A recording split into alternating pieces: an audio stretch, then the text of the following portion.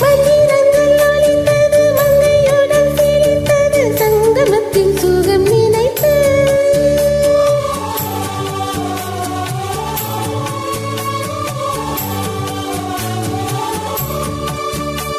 சிந்து கவி பிறந்தது, சிந்தனைகள் பறந்தது, சந்தனத்து உடல் அணைத்து.